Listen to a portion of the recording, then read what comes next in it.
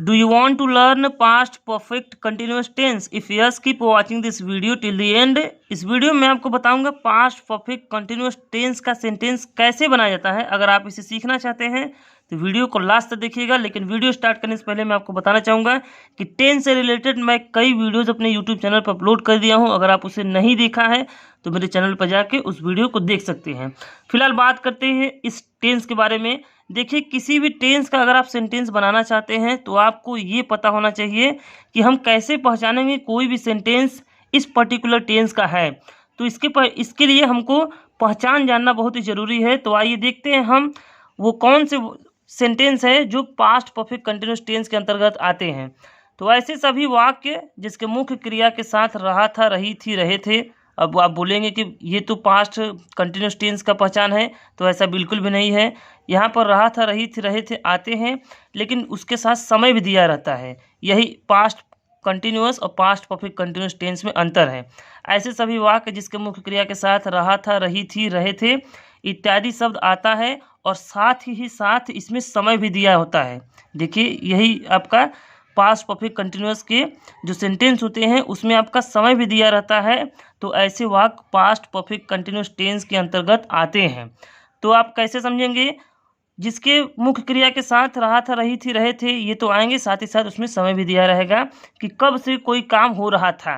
तो आइए हम अफर्मेटिव सेंटेंस का देखेंगे स्ट्रक्चर, कि कैसे स्ट्रक्चर के माध्यम से हम समझेंगे कि इसकी सेंटेंस को कैसे बनाएंगे। तो पहले आपका सब्जेक्ट रहेगा, आपको पता ही है, इसमें हेड लगेगा, चाहे आपका सिंगुलर सब्जेक्ट हो या फिर प्लूरल।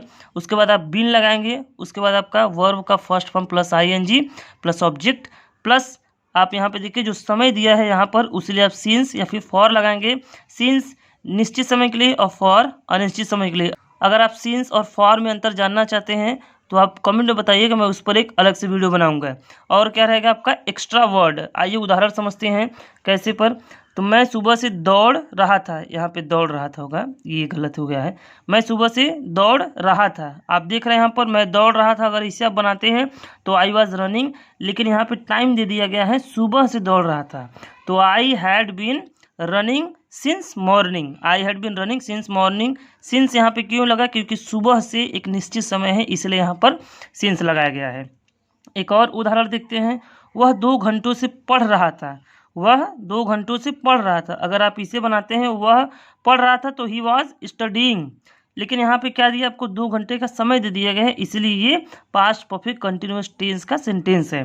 तो he had been studying for 2 hours. He had been studying for 2 hours. अभी तक तो हमने अफर्मेटिव सेंटेंस बनाना सीखा, लेकिन अब हम सीखेंगे नेगेटिव सेंटेंस कैसे बनाएंगे पास्ट परफेक्ट कंटिन्यूस टेंस का। नेगेटिव सेंटेंसेस मतलब नकारात्मक वाक्य। इसका भी स्ट्रक्चर देख लेते हैं। यहाँ पर आप सब्जेक्ट लगाएंगे, सब्जेक्ट के बाद हैड, हैड के बाद आप तुरंत नॉट लगाएंगे, उसके बाद बीन लगाएंगे, फिर verb first form plus ING plus object plus since या फिर फॉर, निश्चित समय के लिए सिंस और अनिश्चित समय के लिए फॉर। उसके बाद क्या रहेगा? Extra word. आइए उदाहरण समझने की कोशिश करते हैं। बच्चे सुबह से नहीं खेल रहे थे। बच्चे सुबह से नहीं खेल रहे थे। The children had not been playing since morning. The children had not been playing since morning. यहाँ पर मॉर्निंग क्या है? एक निश्चित समय है, इसलिए यहाँ पर सिंस लगाया गया है। एक और उदाहरण देखते हैं। अध्यापक 2 दिनों से नहीं पढ़ा रहा था। अध्यापक 2 दिनों से नहीं पढ़ा रहा था। The teacher had not been teaching for 2 days. The teacher had not been teaching for 2 days. मैंने आपको बताया हैड और बीन के बीच में आप क्या लगाएंगे? नॉट, अगर आपके सेंटेंस में नहीं शब्द दिया रहेगा। नेगेटिव सेंटेंसेस के बनाने के बाद अब हम बात करेंगे इंटरोगेटिव सेंटेंसेस के बारे में, हम कैसे बनाएंगे। तो इंटरोगेटिव सेंटेंसेस जिसे हम हिंदी में कहते हैं प्रश्नवाचक वाक्य। और आपको तो पता ही होगा कि इंटरोगेटिव सेंटेंस आपका 2 प्रकार से बनाया जाता है। एक, जब वाक्य आपका क्या शब्द से प्रारंभ हो, और दूसरा जब वाक्य के बीच में प्रश्न सूचक शब्द आए, जैसे कब, कहाँ, क्यों, कैसे, ये सब।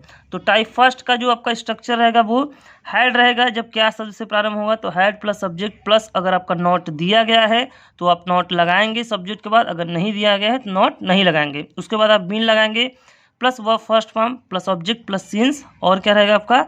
फॉर। सिंस या फिर फॉर लगाएंगे प्लस क्वेश्चन मार्क। तो टाइप 2 का स्ट्रक्चर देख लेते हैं, उसके बाद हम एक एक करके आपको कुछ उदाहरण बताएंगे।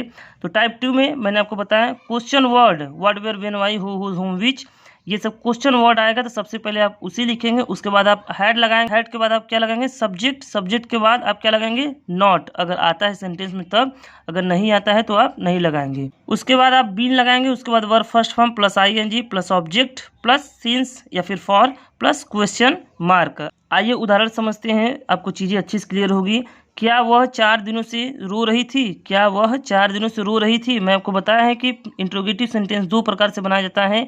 एक, जब वाक्य आपका क्या शब्द से प्रारंभ हो, और दूसरा जब वाक्य के बीच में क्वेश्चन वर्ड मतलब प्रश्नसूचक शब्द हो। तो क्या वह 4 दिनों से रो रही थी? तो had she been crying for 4 days, had she been crying for 4 days। क्या आप सुबह से नहीं पढ़ रहे थे? क्या आप सुबह से नहीं पढ़ रहे थे? यहाँ पे नहीं शब्द आया है, उसके लिए मैं आपको स्ट्रक्चर बता दिया हूँ।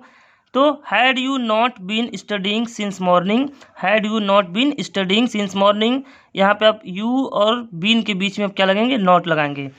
एक और उदाहरण देखते हैं, आप कल से क्या कर रहे थे? आप कल से क्या कर रहे थे? यहाँ पे आपका क्या शब्द जो है ये प्रश्नसूचक शब्द है, तो इसे आप पहले लिखेंगे, उसके बाद आप सब कुछ लिखेंगे। तो what had you been doing since yesterday, what had you been doing since yesterday.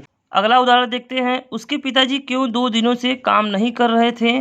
तो वाई यहाँ पे क्या है प्रश्नसूचक शब्द है। Why had his father not been, यहाँ पे BEEN होगा, why had his father not been doing work for 2 days। अगला उदाहरण देखते हैं, तुम्हारा भाई सुबह से कहाँ खेल रहा था? तुम्हारा भाई सुबह से कहाँ खेल रहा था?